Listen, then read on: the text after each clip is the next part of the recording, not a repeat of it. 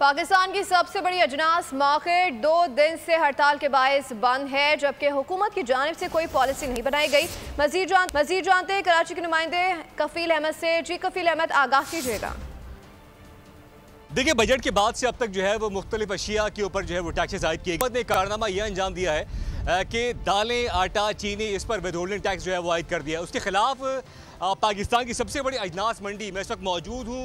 अगर हम बात कर लें होलसेल मार्केट के अंदर मुकम्मल तौर पर बंद है। ज़रा मेरे कैमरा दिखाएगा इस वक्त तमाम मनाजिर, तमाम छोटे बड़े दफातर क्या, दुकानें क्या, रिटेलर क्या, होलसेलर्स क्या, मुकम्मल तौर पर बंद है। मोहम्मद इमरान मेरे साथ है। इमरान साहब, कब तक ये बंद रहेगा? डिमांड्स आपकी क्या हैं? और इससे आप समझते हैं कि बहुत बड़ा बहरान पैदा होने जा रहा है।